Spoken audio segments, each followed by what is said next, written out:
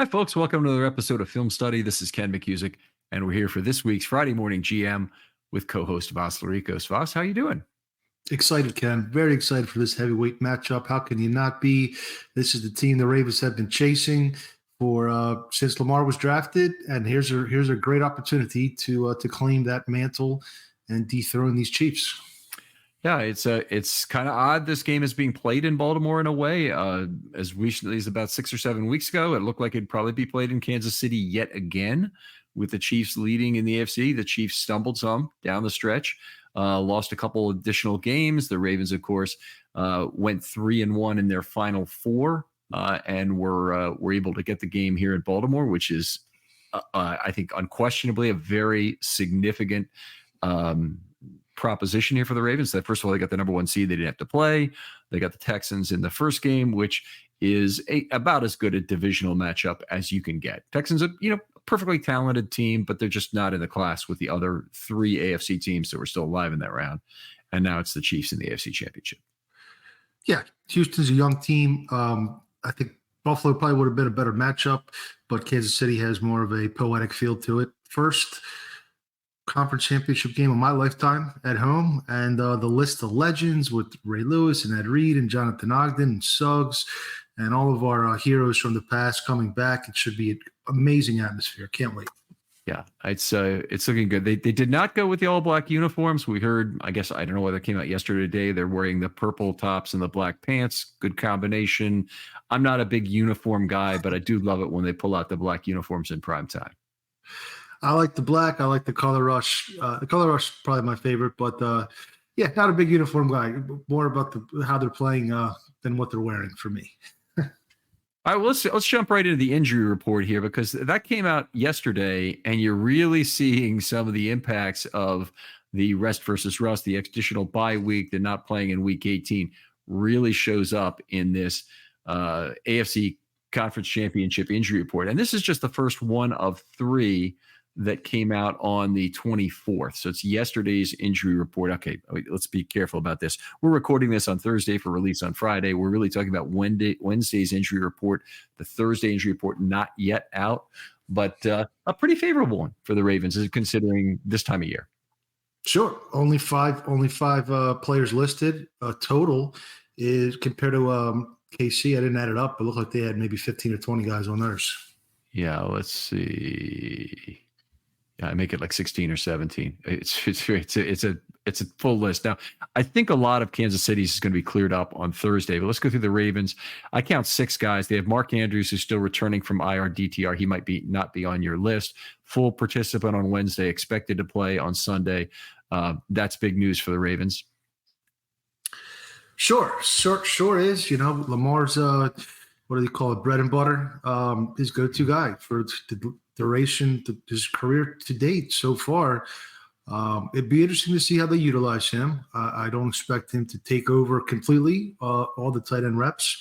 Maybe this is more of a 12 game, or maybe he's eased in. But even if it's just in the red zone, one way or another, it's good to have Mark back out there. Yes, absolutely. And a lot of people are saying they in some ways, it really helped for Andrews to be out. I think you can count me in that camp now. The emergence of Isaiah Likely has been remarkable. He's been 11.5 yards per target now, and all the time Andrews has been out. And I don't think they can turn their back on that. They either have to figure out how to fold it in, use them rotationally, keep Andrews on a pitch count, or do something that still continues to emphasize what Likely is brought to the field. Because I think at this point, as of this point right now, for these next two games, my money would be on Likely being able to produce more than Andrews. Agreed. And actually looking at this Kansas City matchup in particular, who have been the number one defense against wide receivers this season, there's a good chance Isaiah Likely is the leading receiver on the Baltimore Ravens in the AFC Championship game. Yeah, I think I'd go with that. The Kansas City defense, they do some good things in terms of their pass rush, and they get Chris Jones lined up in something, but their strength is really at corner specifically, even more so than at safety. And the Ravens are going to have to be very careful of that and make sure that L'Jarius Sneed and Trent McDuffie and Josh Williams, who's had an incredible year and isn't even talked about in the same light as those guys, just incredible year, don't hurt them. Yeah, Kansas City seemingly has become one of the best teams in the league at developing corners over the last few years, I'd say. Yeah. Between Charvarius Ward as well, who's San Fran's top guy, they developed him also. So let's talk about a little bit. Continue with the Ravens injury list. Kevin Zeitler had a rest day. He might have been a guy you weren't counting in the injury report. Yeah. And then two guys. This is a little more concerning, who are special team standouts, limited in DNP. So Delshon Phillips a limited, Tylan Wallace a DNP. We'll probably get that into a little bit in terms of practice squad elevations, but I think there are implications for how the Ravens have to manage their roster if both those guys are out. Absolutely. And I think you could probably draw some correlation between that punt return to missing two of your core special teamers last week. Delshon's been out for a few weeks now, as well as Tylan. Punt coverage, they still have Jeremiah Moon on the active roster. They called up last week Ross as well as Chisena as a gunner to kind of replace Wallace. Could they call up Laquan Treadwell?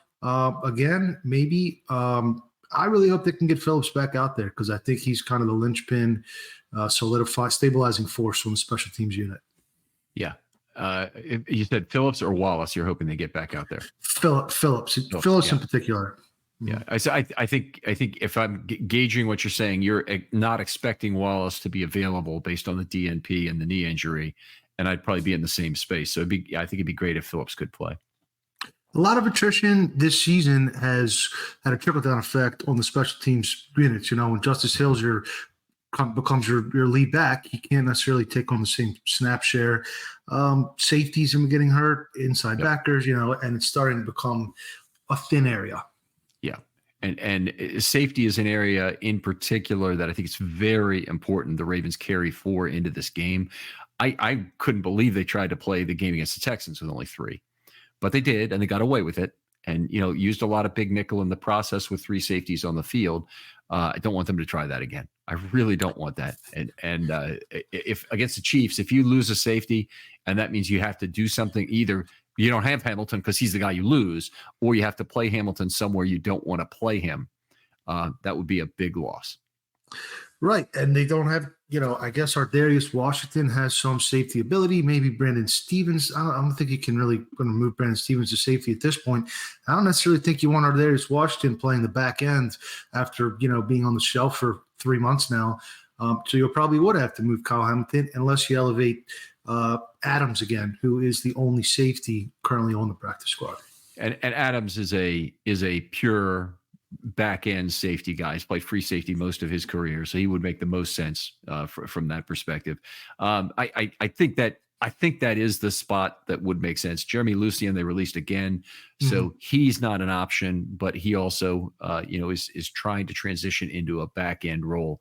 So hopefully hopefully he'll be back for starters. But anyway, with the in the case of Adams, hopefully he's the guy this week.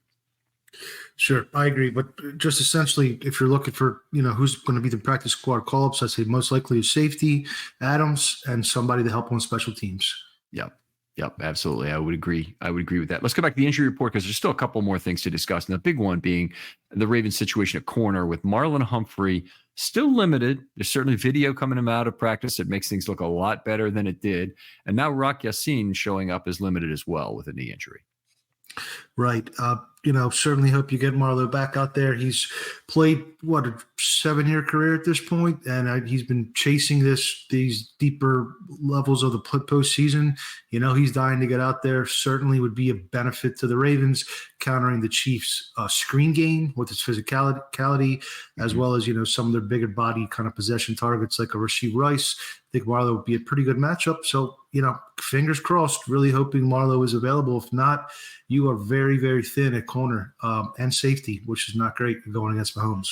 It's a very bad combination to be short at both those positions at once. And, they basically had this the last week. And, I was shocked. I absolutely shocked by the practice squad elevations last week. Yeah. Anyway.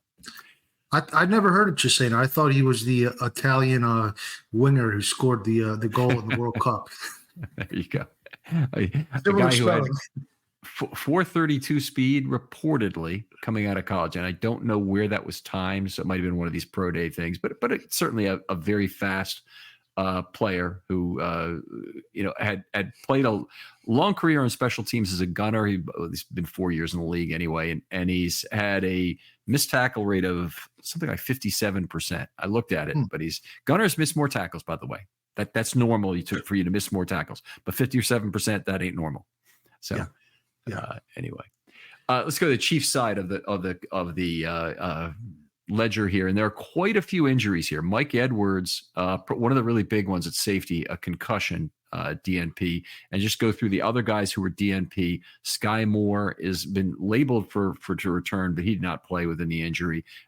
Derek Noddy, a huge one potentially, who has a triceps injury and did not practice.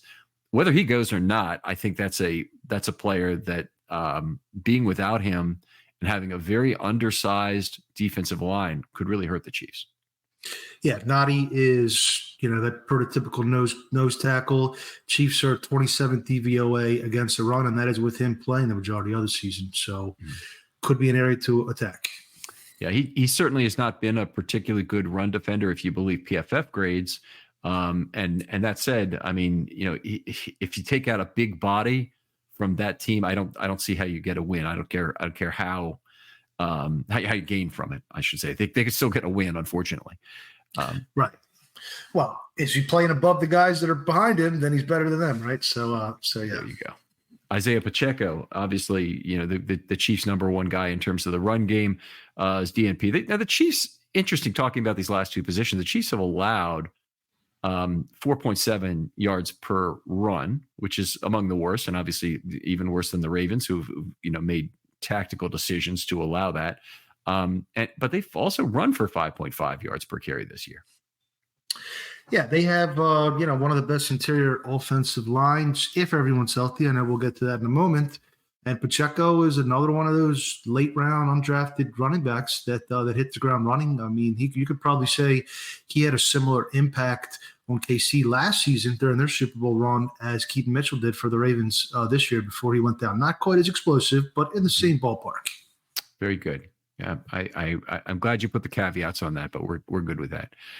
Both guard positions did a DNP for the Chiefs on Wednesday. Now, Trey Smith is expected back. He's got an illness, but Joe Thuney, a pec injury, had an MRI.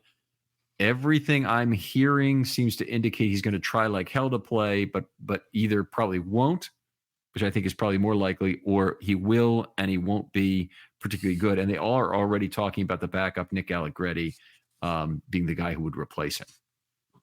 Right, and that would be a big loss. I mean, Allegretti's a decent player. He's probably comparable to a John Simpson type of guy, but you're losing. Thuney is an above average, above average blocker. Yeah, Pro Bowler. So, of course, once you reach this level of the postseason, everybody can do whatever they can to possibly play. The Ravens have a couple players playing through a similar injury themselves this year, but I don't think they necessarily came back that next week immediately. Let's see. Any other big ones? L'Jarius Sneed limited with a calf injury. Again, probably just a case of them being careful, keeping out a star player, etc. I'm sure he'll play Sunday. They had 8 other guys who were full practice participants and have some injury listed. So they're playing through something or returning from something. And that includes Joshua Williams, who I mentioned earlier has had a great year at corner for them. Yep. Tough game they had last week. Yep.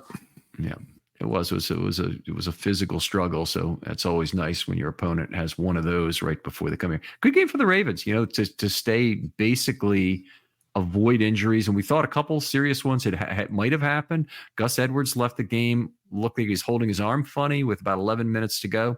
He hasn't been on the injury report at all this week. Great news.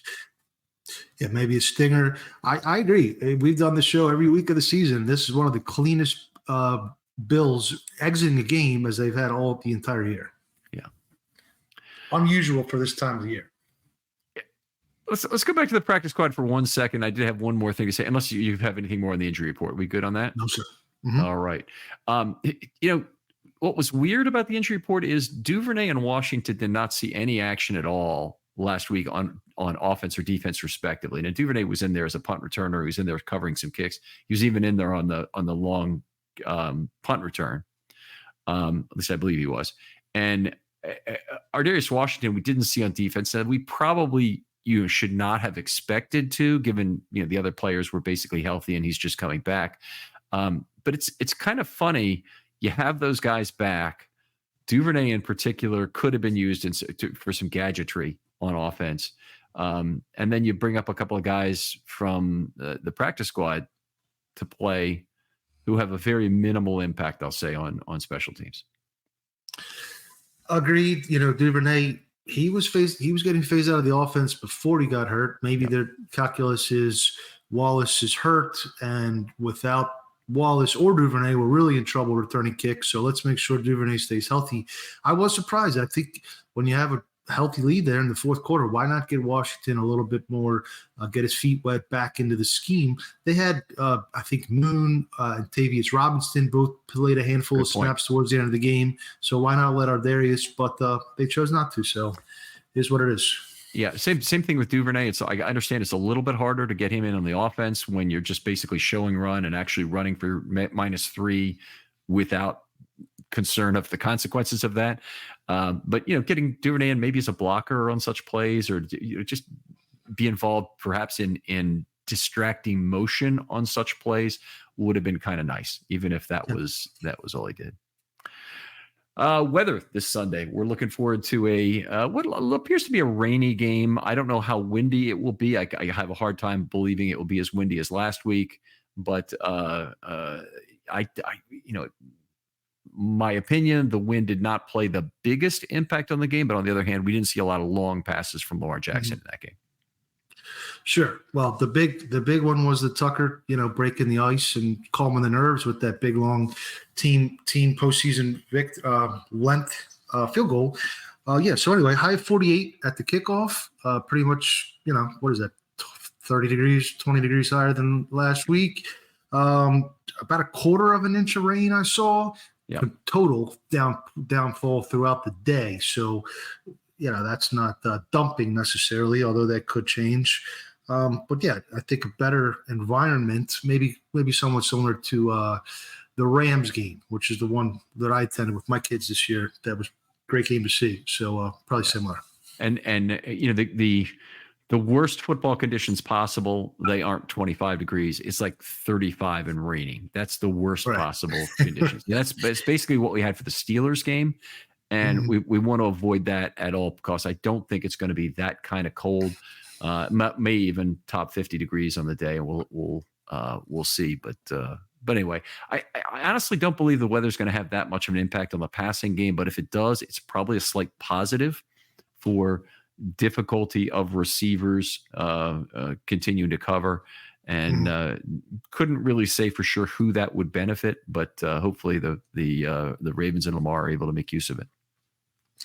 Well, I would say that probably benefits Baltimore from that ability, because they just call a lot more zone than KC does. KC plays a lot more man. I think, the Ravens have a lot of players from the southeast quadrant of the U.S. that are probably more used to this weather. Roquan Smith, Marlon Humphrey, Lamar, Odell Beckham, Zay Flowers, a lot of these guys. And I have wondered in past years, do they not have enough guys from the upper Midwest when they're, going into Buffalo in the postseason? It's anecdotal, but just a thought. So I think the Ravens are the better rushing team and the better run defense. So if it's a little bit messy out there, it probably helps them more than KC. Yeah. And I think you make a good point too, if I'm inferring this correctly, that the KC corners are the ones who could really be hurt by their value can really be minimized. It's like a high win game is going to minimize Tucker's value, for example. You certainly don't want that. Although some people say, well, our kicker can kick it right through the wind, kind of thing, because he's just a Tucker. No, you don't want your big advantages mitigated, and I think that is one potentially. All right, we got another topic to move on to here is the coaching carousel. And we've had a very tense interview-filled couple of weeks here leading up to the divisional game with McDonald, Weaver, and Monken all getting individual, at least I believe each of them had at least 2 interviews, and McDonald had something like 5 during the time. But now we had another coaching position cleared today, and it was one of the ones that was still up in the air, one of really 2 that I think are still up in the air and might include the Ravens. Yes. Canales went to Carolina. We thought that might be a tougher job to fill because that owner is developing interesting reputation. So maybe that would be more. He would have to settle for a guy like a Monken. At least I had that thought. But no, they choose Canales, who was an up-and-coming coach. We also had the return of Jim Harbaugh to the NFL, taking the Chargers job, which could have some impact on the Ravens as well. But I think it's, only 3 jobs left, better than 7 at the start of the cycle with every single team, drooling over McDonald. Feels a little bit more likely they're going to be able to keep him. Yeah, it does. You go through the remaining jobs, and a lot of the information I've got comes from an outstanding article, best I've seen on the topic, from Connor Orr, which talks about the various jobs and what people want. And Connor has some of the most interesting. He's been on the show before, which really, that's a great guest when I can get somebody like that. But we had him. He talked about the Atlanta job, and that people have kind of been assuming the whole time that Bill Belichick will get. Connor's take on is he believes Arthur Blank wants something a little different than that. I'm using his words for that. And ideally a built-in QB fixer. And so he thinks that's where Slowick is headed. And Slowick has a interview coming up at Arthur Blank's house, which is always a big one. Remember the old, who was it? Lawrence Phillips, who had the 6-hour dinner with, with Modell. Yeah. Yep. Yeah, I think so. Washington, I think, could still make a play for McDonald if they don't end up with Ben Johnson. I'd kind of be surprised. I think Seattle's probably going in a different direction. I'm not sure about Atlanta. According to, I'm not sure who sourced this, but Kyle Barber's been tracking it on Beatdown. Atlanta has requested a second interview with both McDonald and Weaver, which have not been fulfilled yet. I think the way it is, they do the online, the video conference interview while your team's still playing, but the in-person interview doesn't actually occur until your team's eliminated. So I wouldn't cross them off, but again, it's better to have 1 or 2 than everybody chasing your guys. Hey, it also is good that there seems to be a heavy bias towards offensive coordinators this time around. And Monken, while he's been excellent for the Ravens, he's done wonders for this offense this year, is not a guy at his age who is the dynasty building head coach. If you want to build a dynasty, you get one of the young guys. And there's a bunch of great young guys in the NFL doing it well, coming from the Shanahan tree, do all of the general indicators that give you a great chance of getting a head coaching job. And then it's, it does not look to me like Monken's going to get it. I'm very interested in the second interview for Weaver. It would strike me as something, I don't know what the rules are, by the way, the Rooney rules are with regard to needing to have in-person interviews as opposed to Zoom interviews and this or that. I hope it's not just checking a box in their case. My guess would be it is not. My guess is they loved him on the Zoom interview because he comes across extraordinarily well. Yes. You're speaking to him. So I would think he could be a real candidate still, probably is still disadvantaged by the fact that he's a defensive guy. Yes. So we'll see where they go with Atlanta. It's interesting. I don't know. Their roster's very interesting. But speaking of, further interviews, Denard Wilson, the Ravens' current defensive backs coach, who's done a marvelous job, I think, developing Brandon Stevens and refining Mollett and Darby. He has already interviewed for the Giants DC job, and yesterday was requested by the Titans to interview with them. So, and Hewitt also interviewed for a DC job, the passing game coordinator. So I think you could see maybe. I'd be surprised if you don't lose any assistants the whole cycle, but right. We'll see.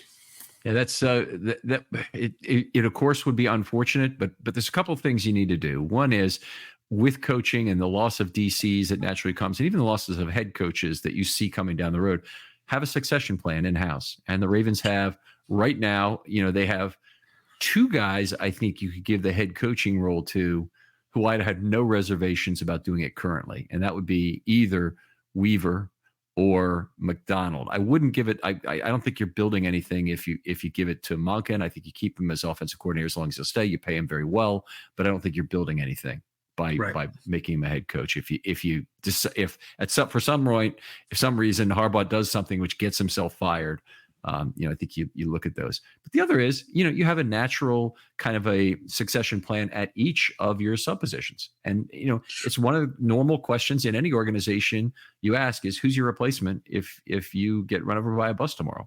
And those questions happen all the time. If they're not asked, the organization is not run well. Right. I think the Ravens have, since the time of Billick at least, have always had a very good plan for this.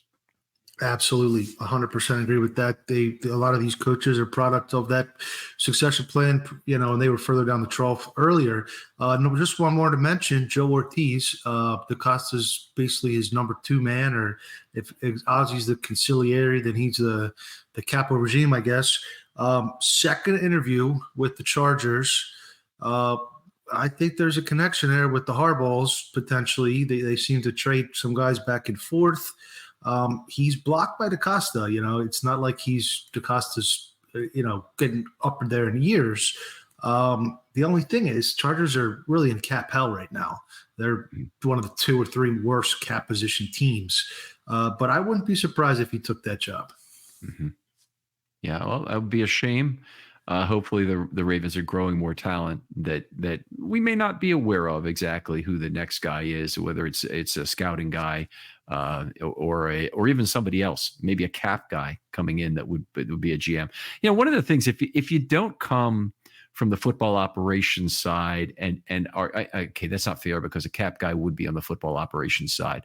But if you don't come from out of some play yourself or a coaching background or graduate assistant background or whatever into scouting, and you don't go through the GM that way, I think one of the essential qualities you need to have is being a consensus builder. Mm-hmm. So you really need to understand how to take the advice of your people. And that's one thing the organization has done extremely well during both the Newsome and DaCosta eras, is really having those discussions about players appropriately and aggressively argued. Aggressively is probably the wrong word, but I think they might say it's true among their own scouts. That they'll they'll take it out of the room, they'll go to the bathroom, they'll still be talking about it. I mean, that's just a good football organization trying to convince people and try to build consensus. Sure, the Socratic method. And Nick Matteo is in that vein. One of the Ravens' best cap guys or main cap guys. And he was drawing interest from, I want to say Atlanta, but he was also a name that was floated there. I think it's just inevitable when you have a season this prolific that you're going to lose some coaches, maybe some front office guys. To probably a couple of your players, homegrown players, will be overpaid by other teams on the market. Mm-hmm. And that's just the nature of the cycle. I don't think there's much you can really do about it. Right. Well, as always, great teams have to make heartbreaking decisions about their players, and it's just a byproduct of drafting extremely well. But there is no other way to build a good team, and the alternative of having to trade for a player mid-season like the Bears did, so you have time to try and coerce him into a signing, is a lot worse. So, very true. Very true. Let's get a big question we talked about beforehand was, can this be a successful season for the Ravens? Would it be a successful season in your eyes if they lose this game on Sunday? So I think we need a little context here. I've on record previously saying any season where you make a conference championship game, make the Final Four, is a success. I think there is a little bit of a qualifier here because the Ravens, between use of void years and not likely to be earned incentives, have essentially borrowed $30 million from their cap, whether next year or however they decide to prorate cap. Sure. Right. Personally, This is tough because they've raised expectations, I think, for everybody. They're considered the best DVOA team of all time at this point. They're right here on the precipice of making that Super Bowl. But I still would consider it a success, even if they lost this game to KC. Personally, I've been frustrated by the contend every season, barrier ever since the Anquan Bolden trade. And I think they got a little bit too comfortable saying, let's just get into the playoffs and try to get hot. And this year DeCosta said, you know what, we're going to build the best roster in the NFL. And they've done that. And I think they should be commended for that. Applaud the efforts and their willingness to pivot a little bit there, even though this may be detrimental to their chance in the future. And this may be their best shot they had. And if they don't make it, regardless of the outcome, I still do think this was a successful year. Okay, well, I'll buy into the successful year. I don't want to see this create a precipitous drop. And obviously there was some money that was not spent well this year, but there was a whole hell of a lot of money that was very well spent this year. And we've got to be fair about the on balance. The free agents that they signed have been excellent bargains. The contract they gave out to Roquan Smith has paid off. Probably the fact that they didn't sign up for Patrick Queen's fifth-year option is now looking pretty good in terms of he'll go to the market and get paid for it. The Madubuike situation is maybe the only regrettable one in terms of not getting him signed early. They signed Broderick Washington in this last offseason. But I'm on board that I can't. There's no way to look at this season, how great it's been, and not be happy about it. But we're not looking into an abyss next year because they've got Lamar Jackson. They've got a lot of the pieces they will still have. They just got to fill a lot of spots with cheap players. They're going to have to go cheap all over the field. Yeah. And I think, that's a little bit of a theory of you don't want to have a barbell roster versus a top heavy roster. And I think it could work both ways, really. But just to the point that they have been more aggressive this year. There are going to be consequences to that, and they haven't, hypothetically could lose this Sunday, and it all is gone. I still think it was a good choice to make those moves and to chase the opportunity that they had, even though there are going to be some consequences down the road. I'll give you one other facet of this that I think. How much of the Ravens' greatness this year do you really ascribe to aggressive spending as opposed to remarkable position and coordinator coaching that has had units performing way over their head? Because start at cornerback and Denard Wilson and what he's done. I mean, that group has overperformed by so much. It was supposed to be the biggest weakness entering the season, and certainly seemed that way. Sure. No, I think the coaches deserve a great deal of credit. The scheme on, especially the defensive side of the ball, being, just something that's a little bit different and new and probably is going to be proliferated across the league when some of these assistants leave. I think to me, it was the moves they made in training camp, where getting the Clowney and Darby and then Van Noy in, late September, where in previous years they would have said, well, maybe let's see if Ojabo is going to develop here and, JD is going to develop.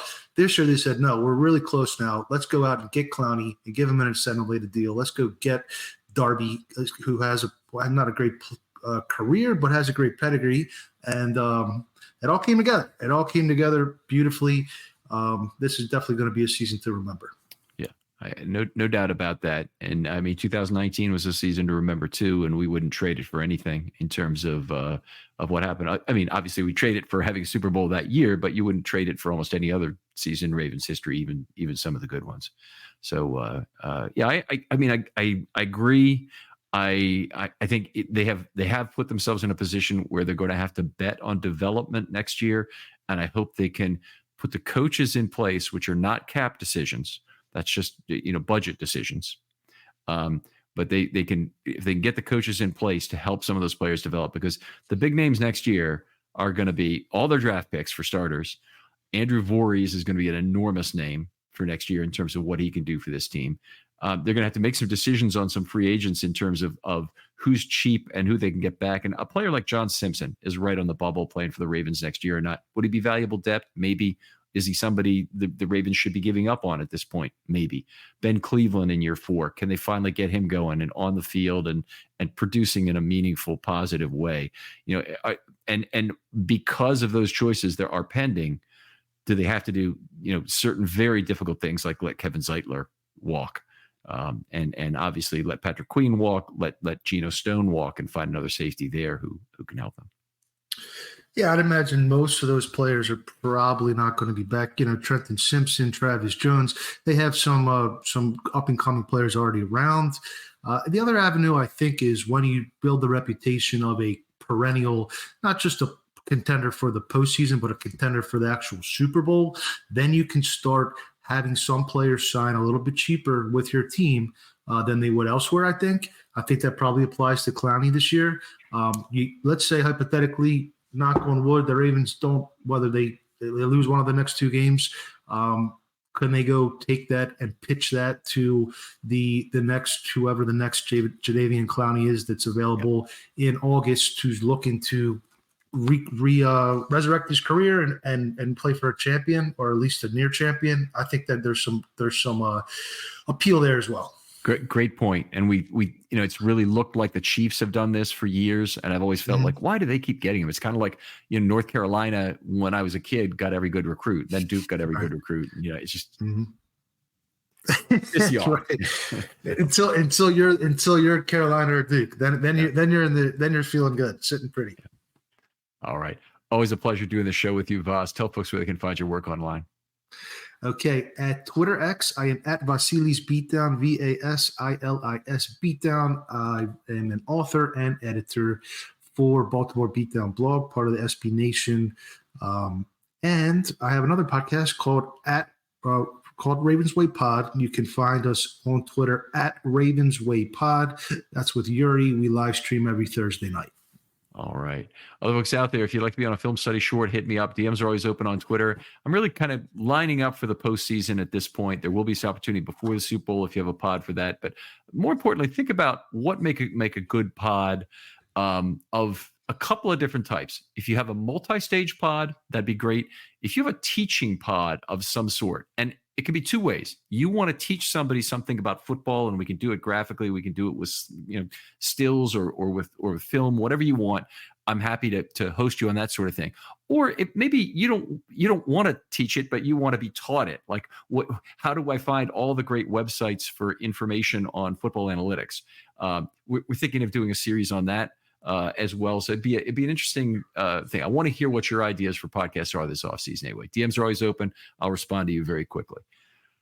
For Vas Larikos, this is Ken McCusick saying goodbye, and we'll talk to you next week, we hope, on Friday Morning GM.